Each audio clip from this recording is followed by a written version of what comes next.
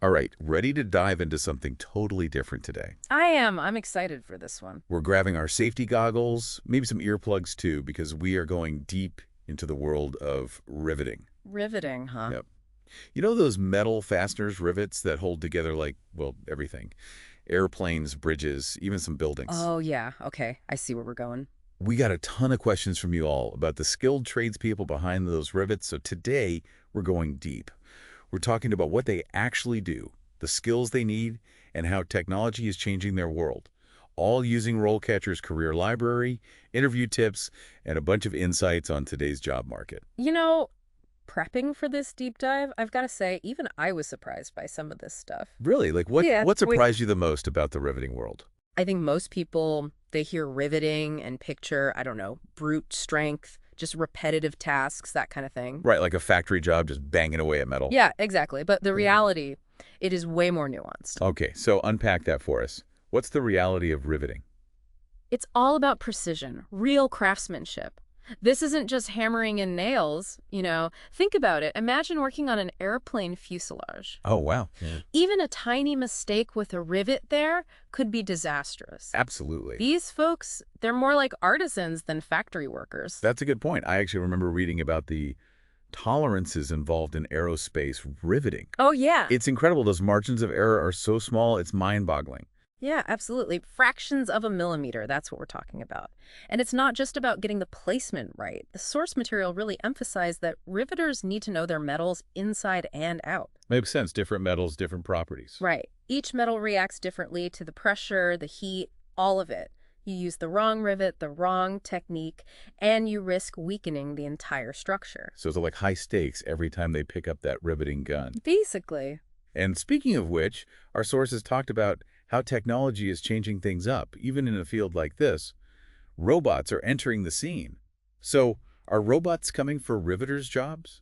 That is the million-dollar question, right? And like always, the answer is complicated. It's true. Robotic riveting systems, they are becoming more common. I bet, especially for those large-scale jobs. Exactly, especially for high-volume repetitive tasks. That's where they excel. But it's not as simple as robots just replacing humans. Think of it more like this. Technology changes how the work gets done, but it still needs that human touch, that skilled oversight. Okay, so what does that look like in practice? What are the robots actually doing, and what's left for the humans? Okay, picture this. You've got this massive automated arm, right, with a riveting head on it. And it's going down the line, precisely installing rivets. Maybe it's working on an aircraft wing, something like that. Robots are great at that consistency, the speed, especially for those really repetitive tasks.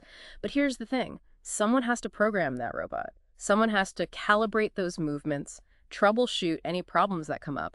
That's where the skilled riveters come in. They're not getting replaced. They're becoming the architects, the supervisors of these systems. So instead of competing with the robots, they're managing them. Right. That makes a lot of sense. It's like how we still need surgeons, even with robotic surgery systems. It's about making the technology work for us, not replace us. Exactly. And you know what? This shift actually creates new opportunities. Think about the skills you'd need to really thrive in this new world of riveting, programming knowledge, data analysis, problem solving in a high-tech environment. It's not just about mastering those hand tools anymore. Exactly. It's about mastering the digital tools that control those hand tools. Which brings us to the question of career progression. Hmm. How do you actually move up, climb that ladder in a field that's evolving this quickly? Well, RoleCatcher paints a pretty clear picture of the typical career path. You're likely to start as an apprentice. Makes sense, learning from the ground up. Right. You're assisting experienced riveters, mastering those hand tools, really getting a feel for the materials, you're absorbing all that experience, and gradually you take on more responsibility as your skills develop. Okay, so you're building that strong foundation, but then what? How do you go from apprentice to, calling the shots? Well, that's where it gets really interesting. So we've got this aspiring riveter, eager to climb that career ladder. What's the first rung look like? Okay, so you're fresh out of training, you've got your new safety glasses, right? Right. Excited to get started. And you get paired up with a seasoned riveter, someone who's seen it all, someone who can spot a misaligned rivet a mile away. They've got that eye for detail. Oh, yeah, and at this stage, it's all about hands-on learning. You're mastering those hand tools, getting a feel for the different materials, really absorbing all that hard-won experience. Okay, so it's all about that foundation. But then what? How do you go from apprentice to calling the shots. That's where it gets cool. Oh. As you gain that experience, as you prove your skills, you might start to specialize.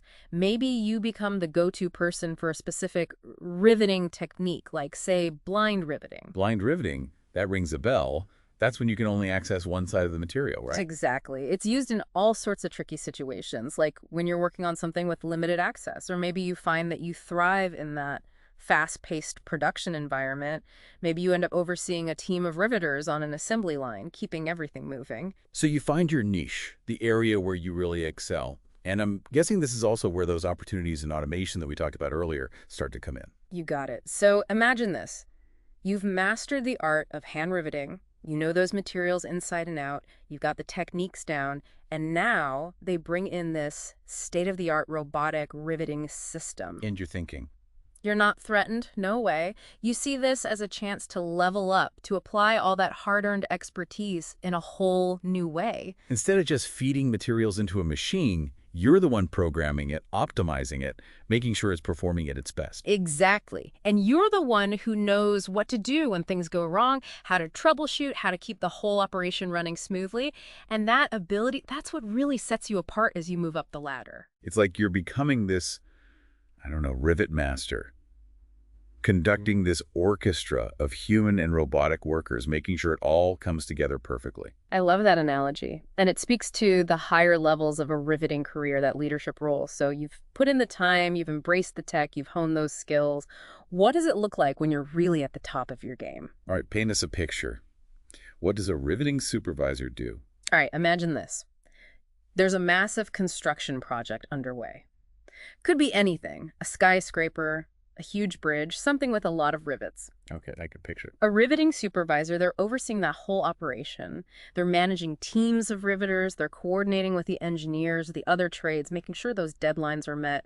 And that safety, that's always the top priority. So it's a high-pressure role, a lot of responsibility. Oh, absolutely. At that level, you're not just responsible for your own work, you're responsible for the work of an entire team, success of a whole project. And things can change on a dime, you know? I bet. They need to be able to make those split-second decisions, adapt to unexpected problems, all while keeping that team motivated, inspired to do their best work. So not just a skilled worker, but a leader. It's a far cry from that image of someone just hammering away at metal. It really is. And it highlights something crucial about this field. It's not just about physical strength, not just about technical skills. Communication, collaboration, leadership, that's all part of the equation too. It's about seeing the big picture Yeah. while never losing sight of those tiny details. It sounds incredibly demanding, but also incredibly rewarding to be at the helm of something so important. But let's be real, no job is perfect. What about the challenges of this line of work? What should someone going into this field be ready for? So we've talked about how far you can go in a riveting career, but what about the not-so-glamorous side?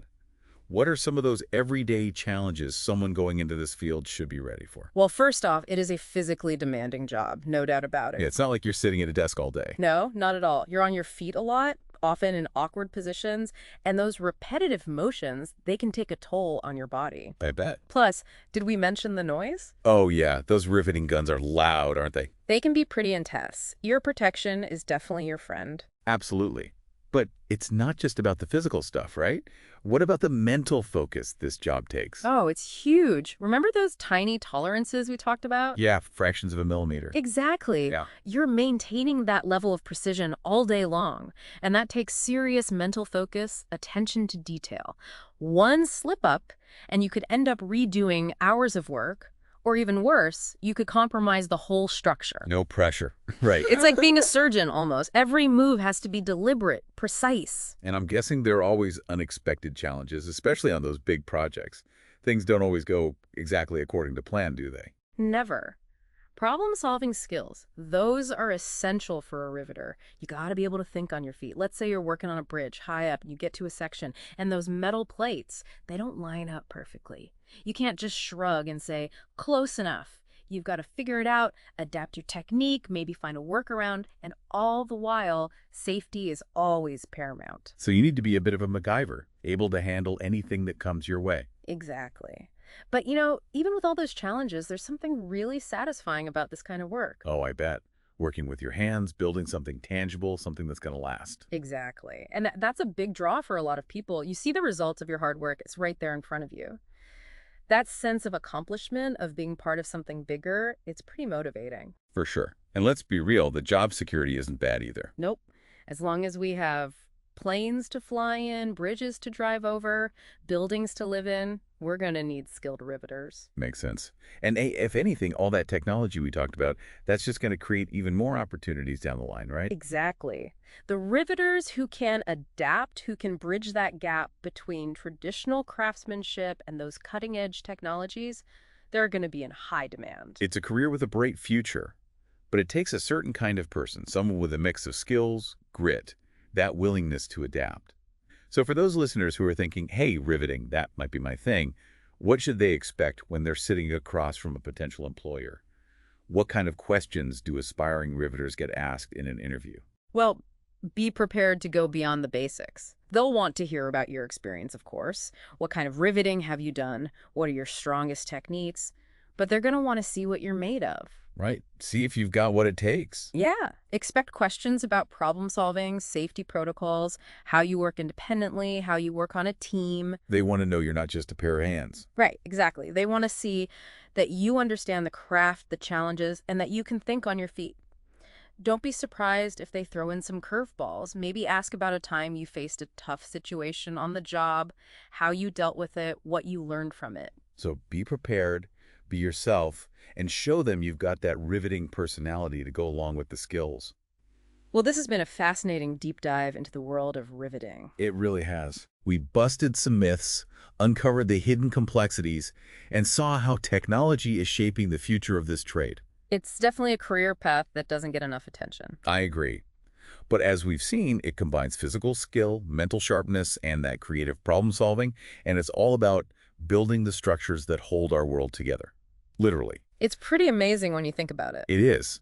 And that brings us to our final thought for today. We talked about how robots are becoming more common in the riveting world, but what if, and hear me out on this, what if those robots actually end up making human riveters even more valuable? Well, Could those uniquely human skills, the adaptability, the critical thinking, that eye for detail, could they become even more important in the future as more routine tasks get taken over by machines? Something to think about. And on that note, thanks for joining us for this deep dive into the world of riveting. We'll catch you next time as we explore another fascinating career path.